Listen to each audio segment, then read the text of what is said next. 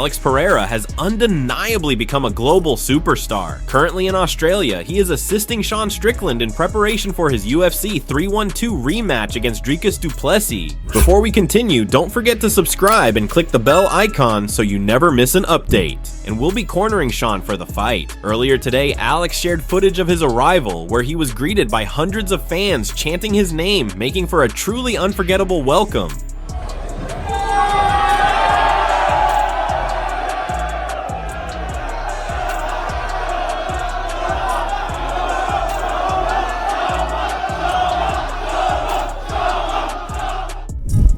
Dustin Poirier is preparing for one last war inside the octagon, a final showdown before closing the chapter on a career that has been nothing short of legendary. After years of blood, sweat, and sacrifice, Poirier knows the end is near, but he isn't looking for just any fight. He wants his farewell to be meaningful. A true warrior to the core, Poirier has never been one to back down from a challenge, and as he nears the end of his time in MMA, he wants to go out the same way he came in, with fire, heart, and the relentless spirit that has made him one of the most beloved fighters in the sport. Coming off a grueling 5-round war against reigning lightweight champion Islam Makhachev, a fight where he showed his trademark toughness but ultimately fell to a late submission, Poirier has been reflecting on what's next. Retirement is looming, but before he walks away, he wants one last opportunity to put on a show, to go out on his own terms, and to do it in a place that means the world to him.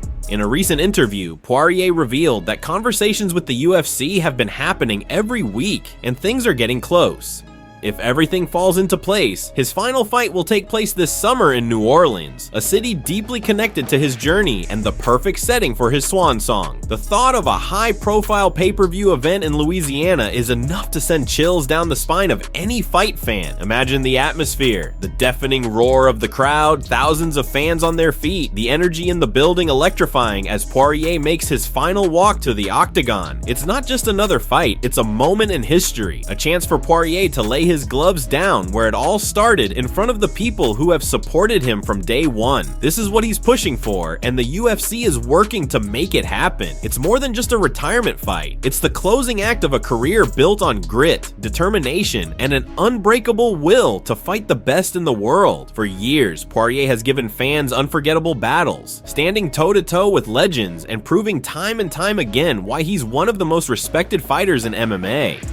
From wars with Justin Gaethje, Eddie Alvarez, and Max Holloway to his victories over Conor McGregor, Poirier has always embraced the toughest challenges. Now, as he prepares to step into the cage one last time, the question remains, who will he face? Will it be a young contender looking to make a name for himself against a legend? Or will the UFC set up a dream matchup against another veteran, someone worthy of sharing the spotlight in Poirier's final fight? No matter who stands across from him, one thing is certain: when Dustin Poirier fights, he leaves everything inside that cage. If this fight in New Orleans becomes a reality, it won't just be about competition. It will be about legacy. It will be about honoring a career defined by resilience and heart. For Poirier, it's the perfect way to say goodbye, to step into the octagon one last time with his people behind him and go out in a blaze of glory. The wheels are in motion, the talks are happening, and soon the UFC and fight fans around the world will know if this dream scenario will come to life. One last fight, one last war, one final moment for Dustin Poirier to cement his place in MMA history.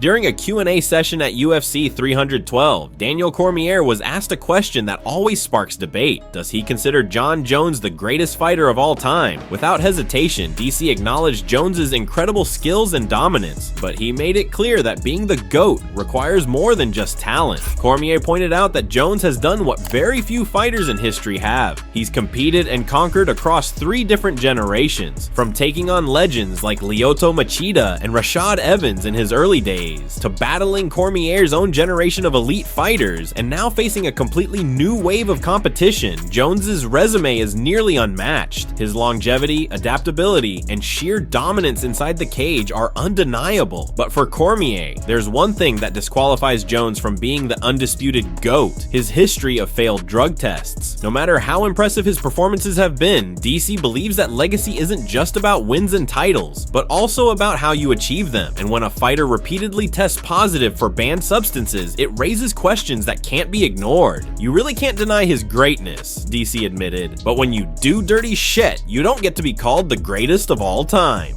His words were blunt, but they echoed what many critics have said for years. How can someone be the greatest when there's an asterisk next to some of their biggest moments? This debate will never have a simple answer. Some fans argue that Jones's skills, fight IQ, and dominance outweigh his controversies, while others believe that being the GOAT means playing by the rules, and Jones's track record prevents him from holding that title outright. So what do you think? Does Jon Jones's legacy stand untarnished, or should his past mistakes keep him from being called the greatest fighter of all time?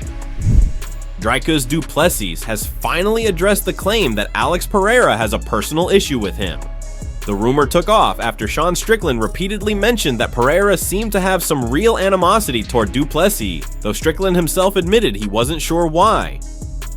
"I think Alex is just an angry guy," Strickland said. "For some reason, dude, he hates Dricus.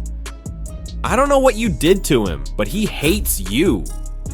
The way he looks at you sometimes, I'm like, dude, I'm the one fighting him, not you." But Du Plessis isn't buying it. In an interview with Chael Sonnen, he dismissed the idea, saying Pereira being in Strickland's corner last time didn't matter to him, and it won't now. "I don't think he hates me. If he does, I don't know why," Du Plessis said. "Sometimes you just don't like someone. Maybe that's it. Maybe he doesn't like my face or my attitude, but we've never even spoken. I think I asked him for a picture once."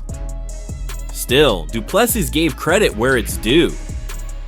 "I consider Alex an incredible fighter, one of the greatest to ever walk this planet, one of the greatest combat athletes in history," he said.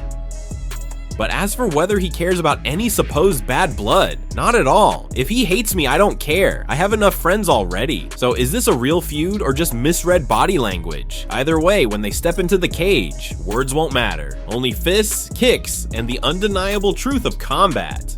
Thanks for tuning in. If you're as intrigued by this potential clash as we are, drop your thoughts in the comments below. Don't forget to like, share, and subscribe for more breaking MMA news and updates. Stay tuned, you won't want to miss what's next.